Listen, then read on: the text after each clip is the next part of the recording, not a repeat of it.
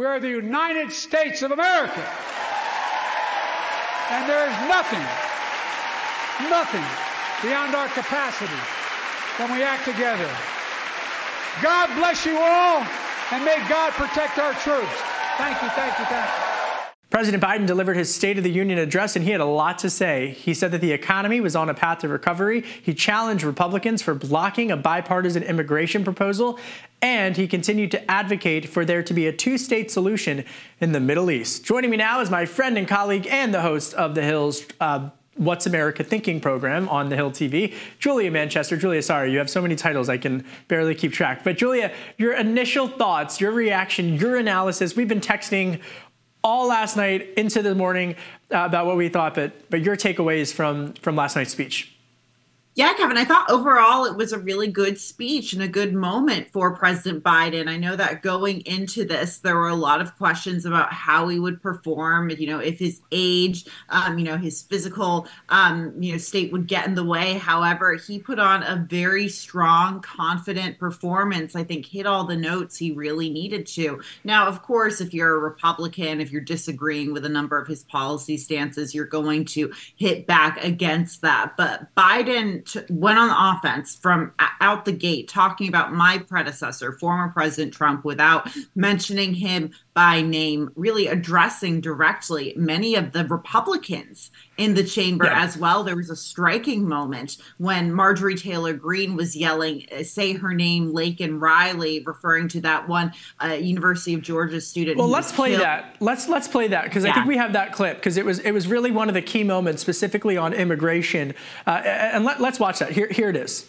Laken Riley, an innocent young woman who was killed by an illegal. That's right. But how many of the thousands of people being killed by illegals? To her parents, I say, my heart goes out to you, having lost children myself. I understand. So, Julia, I mean, right there, you saw it, that conservatives are saying that he mispronounced the name, but his defenders are saying, the Democrats are saying that it was a really powerful moment. He addressed point blank the family members who were in that room. And he also challenged Republicans for blocking that bipartisan Senate deal. I thought it was really striking to see Senator James Lankford, his face, the Republican who had worked across the aisle with the Democrats on that bipartisan proposal. He looked like he did not want to be in that room during that particular moment, Jules. Yeah, and this has been, perceived as a very weak issue for the president, immigration. And I think, after Laken Riley's tragic death, you saw a lot of Republicans try to use this against the president going forward. But this was the president addressing the family at the center of this, Laken Riley's family. As we're seeing her death used in many ways as a political football, the president addressed her family, the ones who are mourning it. So I thought that was a very empathetic side. And as you said, he went right into the policy side of it as well. Quick thinking, very much on his feet. That's something that we don't really praise the president for that much. But I think last night he was very much on top of it. When he walked into the chamber, he was taking a selfie at one point. He was talking to his colleagues. And at another point, as you mentioned, he took on and interacted with the Republicans in the crowd on everything from taxes to that moment with Marjorie Taylor Greene. But he also did something else. And I've covered a lot of State of the Union addresses, as have you, Julia. And I've never seen a president really stare down the Supreme Court of the United States. I want to show that moment for our audience as he relayed to Roe versus Wade. Here it is. Send me a Congress that supports the right to choose. I promise you, I'll restore Roe v. Wade as the law of the land again.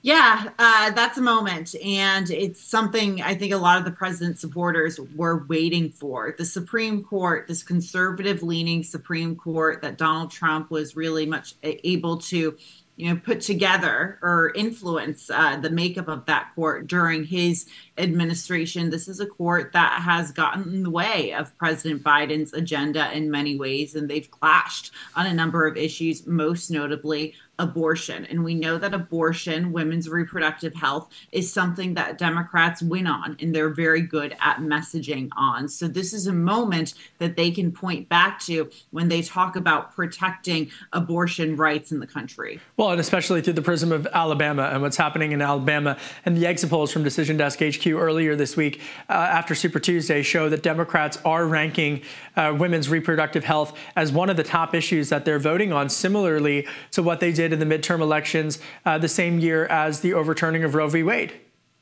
Yeah, absolutely. I mean, reproductive health in Alabama is, the IVF issue in Alabama is something that national Democrats are seizing on. This is something that they see as a continuation of the abortion battle. And you don't have to look any farther from Republicans who are, very fearful of this issue. They don't want to talk about this. I think we saw Speaker Johnson say yesterday that the House Republicans weren't going to take up this issue. But, Kevin, I don't know what you think, but I think Democrats are going to continue to put this issue at the top of their list. Notably, Massachusetts Senator Elizabeth Warren said last week that, IVF is on the ballot in 2024. Well, I mean, I think for many Americans, what happened in Alabama really demonstrated that. I think the sources that I'm talking to on the Republican side, they're telling me that this is an issue that they do not want to have at the top of the conversation, particularly around IVF come November. Separately from that, the Democrats absolutely want to debate this, absolutely want this talked about. And the president is headed to Pennsylvania today, a key battleground state. He then will sprint through a number of other battleground states in his post-State of the Union tour, so to speak, as is common for the sitting president to do. And he's absolutely talking about this. And he's going to keep talking about it because if you look at those moderate and independent voters, as well as voters who typically lean Democratic but don't always show up on Election Day, this is a major driver for them to get to the polls. So I totally agree with you. My reporting completely matches that, Julia. So that's what's happening on the SCOTUS side of things. But then you get to the economy. The president got another good jobs report data earlier today, but he's staring down polls that suggest that most Americans are not feeling like the economy has completely recovered following COVID. And take a listen to what he had to say about Wall Street. Here he is. Wall Street didn't build America. They're not bad guys. They didn't build it, though. The middle class built the country, and unions built the middle class. Okay, I have to say that's classic Biden, the former senator from Delaware. Of course, Delaware is a very pro-business friendly state. He made sure to say that he wasn't going to completely demonize all of the corporations and big business, but he did say trying to advocate again for the middle class. Your reaction to that?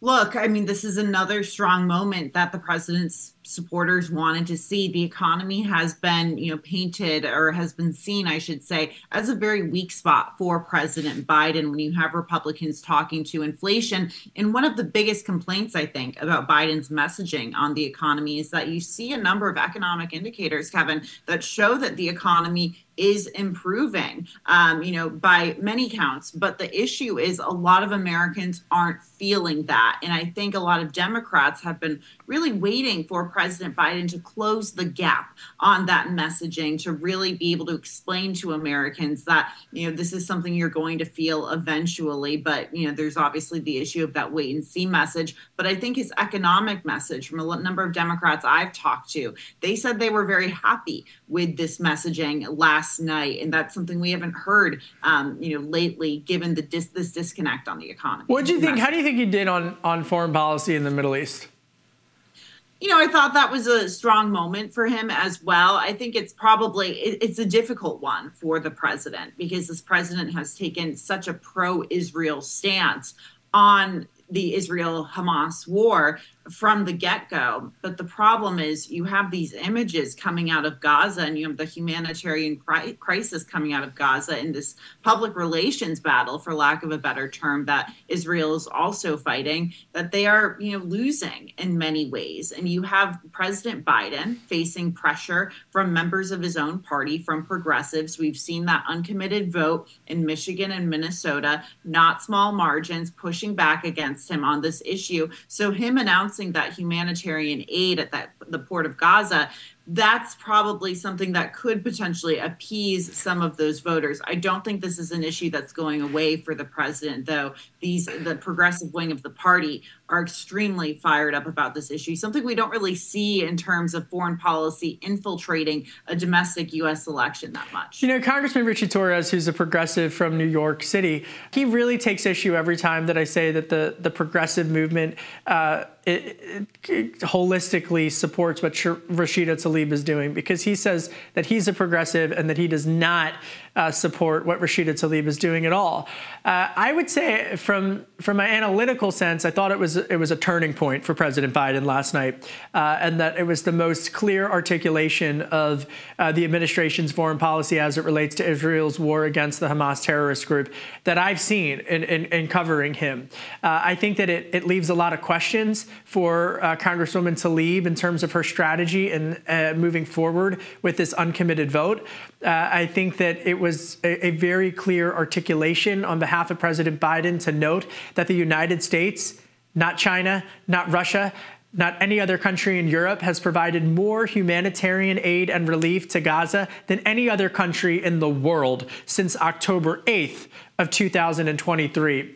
Separately from that, it was incredibly powerful for Jewish Americans to see in a hyper-partisan time Vice President Kamala Harris, Republican Speaker of the House Mike Johnson, and of course President Biden applauding and honoring Israel, but also specifically honoring the families and the hostages whom Hamas has refused to release, refused to negotiate with on this short-term ceasefire. It was also finally an opportunity for the president to lay out the two-state solution. And here's that this is an important moment from his policy. Here it is. The leadership of Israel, I say this: humanitarian assistance cannot be a secondary consideration or a bargaining chip. Protecting and saving innocent lives has to be a priority. As we look to the future, the only real solution to the situation is a two-state solution over time.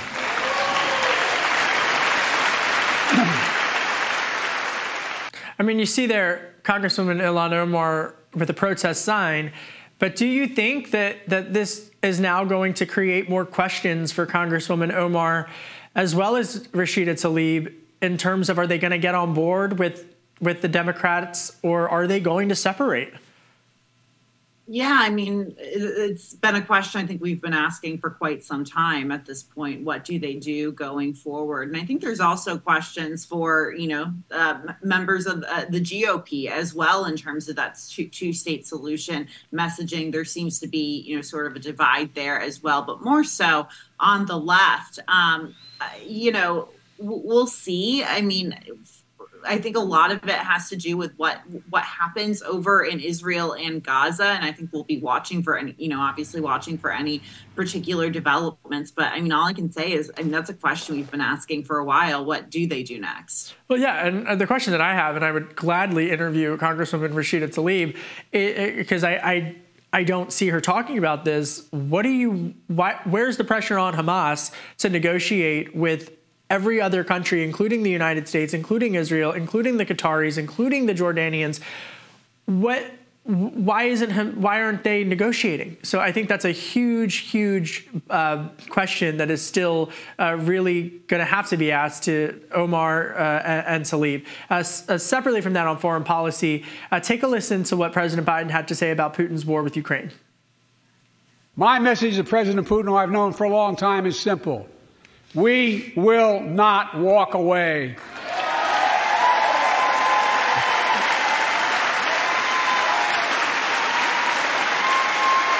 We will not bow down.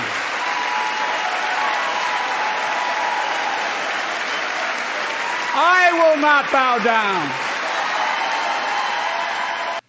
Julia, before I let you go, I mean, that's what he had to say about Ukraine, but there was also a lot of conversation about the Republican response and Senator Katie Britt. Did you think what did you make of that Republican response? You know, it wasn't the strongest performance. And I guess in Katie Britt's defense, in a way, you know, when you give the State of the Union response from the opposing party, you're going up against the biggest stage in politics, and you are essentially on a much smaller stage. But I think in general, it didn't connect. I think a lot of people said it seemed too staged. She didn't seem natural. She wasn't, you know, it didn't seem like she was connecting with the audience. The choice of having her in the kitchen, you know, I get she kind of laid that out saying, oh, this is where my family and we talk and, you know, pray together, etc. But there's just the optics of putting a woman in a kitchen for a political response, which was not that great. And I think it's very easy for Democrats and critics really to pounce on that. It missed the moment. Okay, it's like wearing sweatpants to church. You just don't do it. I actually thought it was disrespectful to the medium as a whole. You're a senator from a state. You're speaking after the commander-in-chief delivers the State of the Union address, and you're at a kitchen counter. I thought it was completely terrible. I thought the whole thing was bizarre. The staff should be fired. It was bizarre. I cannot stress that enough. Terrible optics. Republicans, MAGAs, Nikki Haley's orbit, they trashed it privately, and I'm sure they're doing it today. I've heard Senator Britt speak privately. I've heard her talk in private rooms. They're like two different people. So, I mean, she's a rising star, but last night was a massive missed opportunity for the senator from Alabama. And then finally, I know you got to run, but I got to play for you what I think is indicative of the entire political moment, which is Marjorie Taylor Greene coming face to face with President Biden last night. Here it is. Mr. President, look over here. I mean, they both look like they just did not want to run into each other. Right. Well, I think it just, we've seen so many memes on the internet. That is just a meme-worthy moment. Not as much as from Marjorie Taylor Greene, but from the president. You know, she was obviously, I think, trying to get up there, but his reaction was spot on, really. And I don't know, judging from her reaction to his reaction, I don't know if she was expecting that. I actually thought that was the most authentic political moment for the both of them that I've seen in quite some time. Thank you, Julia Manchester, host of What's America Thinking on the Hill TV. That's it for today's special State of the Union edition of Daily Debrief. My name is Kevin Cirilli. Be sure to like, share, and subscribe to the Hill's YouTube channel. And come back here soon for the intersection between politics and policy.